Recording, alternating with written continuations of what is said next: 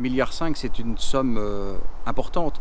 Donc il est utile aujourd'hui, il est même indispensable aujourd'hui, je veux dire, de bien répartir cette somme. Et beaucoup de gens attendent, je veux dire, que une partie de cette somme aille aussi pour l'écologie, pour la forêt, pour les espaces naturels. Donc aujourd'hui, je veux dire, c'est le moment de choisir pour une équipe qui sera capable de soutenir les forêts, les espaces naturels et l'écologie en général. Effectivement, aujourd'hui, on voit notre territoire forestier qui correspond à 24% du territoire seine-et-marnais, qui est un grand territoire et qui bénéficie de mesures de protection, notamment pour qu'on puisse connaître notre patrimoine naturel, par le biais du label UNESCO, Natura 2000 et autres, mais qui sont des mesures en fait pour qu'il y ait une bonne gouvernance entre les acteurs de la préservation et de la gestion durable de nos forêts.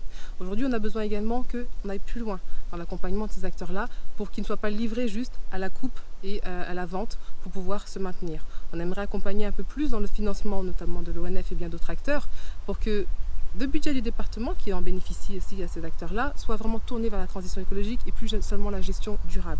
La gestion durable, c'est aussi bien la sécurité, comme le sait bien François Roy qui travaille à l'ONF, parce qu'effectivement, nous devons sécuriser l'usage de la forêt, elle ne peut pas être sanctuarisée, elle est visitée par un grand nombre de visiteurs familiaux. La sécurité aux abords des routes, vu que nous avons beaucoup de forêts aux abords des routes, des axes départementaux, et la sécurité en site pour éviter des départs d'incendie. Mais au-delà de ça, valoriser effectivement le patrimoine que nous avons et financièrement accompagner ceux qui tous les jours l'entretiennent et participent à son bon état en changeant nos politiques de financement en fait, et en accompagnement la perte de compensation faite par l'État. Je pense qu'il faut que le conseil départemental, et nous en serons les porte-parole, s'implique plus pour que la gestion soit différente. L'ONF est bien souvent dépendante, je veux dire, de la vente de bois, aussi des revenus de la chasse. Donc il faut que le conseil départemental s'implique de façon à ce qu'il y ait une gestion beaucoup plus raisonnée de la forêt. Il faut évidemment entretenir pour éviter je veux dire, les feux de forêt, mais il faut aussi que les paysages ne soient pas je veux dire, abîmés. Les paysages, c'est un capital, et les gens qui sont venus sur Fontainebleau, qui restent sur Fontainebleau, apprécient je veux dire, cette forêt et ce capital je veux dire, sur pied. C'est du bois, mais c'est pour eux, c'est quelque chose d'important. Donc nous serons je veux dire, les défenseurs je veux dire, de cette forêt de Fontainebleau, et au conseil départemental, évidemment, nous ferons le maximum pour que la forêt de Fontainebleau ait une gestion beaucoup plus raisonnée et que ce soit beaucoup plus agréable pour l'ensemble je veux dire, de nos concitoyens. Alors pour compléter ce que vient de dire François, tout à l'heure, on a évoqué les mesures de protection dans lesquelles était la forêt de Fontainebleau, qui sont des mesures qui sont d'incitation, qui existent depuis bien longtemps. Historiquement, il y avait déjà les réserves biologiques et les réserves artistiques. Et les réserves artistiques, parce que les artistes aimaient déambuler dans les forêts et voyaient le paysage se défigurer. Aujourd'hui, on en revient, c'est pas un anachronisme, on en revient.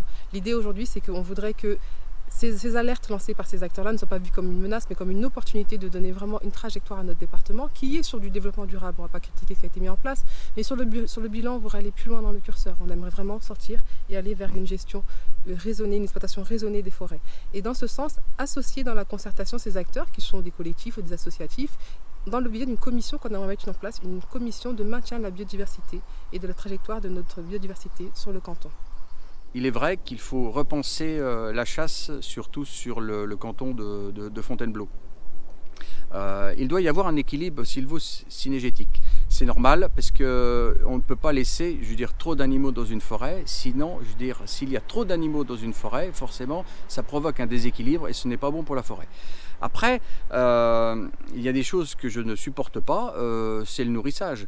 Je veux dire, il faut arrêter. Sur certaines forêts, des animaux sont nourris et là, on ne peut plus parler de régulation. Je veux dire, c'est excessif. Donc, à un moment donné, il faut être très attentif sur ces points-là et prendre les mesures qui s'imposent. Donc, une régulation, bien sûr, mais plus de nourrissage. Alors on en revient à ce qui est le respect de la condition animale, l'éthique et puis effectivement la liberté d'exercer un plaisir de chasser. Maintenant c'est comment on l'utilise. La chasse à tir, effectivement, ça permet de réguler comme l'a dit François, et on le voit, on a aussi des débordements des fois d'animaux qui vont jusque dans nos villes, donc on a besoin de réguler effectivement la population animale dans la forêt par la chasse à tir. Maintenant, la chasse à courre est quelque chose qui appelle à des usages qui sont un peu plus traditionnaliste et sur lequel on voit qu'il y a un moindre respect de la condition animale. On voudrait en revenir parce qu'on aimerait vraiment que la condition animale au niveau du département, ce soit une réalité, ce soit des politiques mises en place et aussi avec les chasseurs qui sont des acteurs, qui chassent bien pour leur plaisir, mais qui peuvent également demain être amenés à respecter aussi la condition de l'animal dans ces dernières heures. L'appel du 18 juin, c'est une date importante pour beaucoup de gens. Eh bien, pour les militants verts, écologistes, eh bien, cette date doit résonner pour eux et venez nous soutenir, venez faire en sorte que nous soyons, je veux dire, vos porte-parole et nous défendrons vraiment l'ensemble des forêts du Sud Seine-et-Marne. En effet, comme l'a dit François, ce 18 juin, aujourd'hui, nous appelons les militants verts et humanistes à venir voter pour notre département. Car nous pouvons orienter ce 1,5 milliard de budget vers une toute autre trajectoire des transitions écologiques, d'innovation sociale et d'accompagnement renforcé.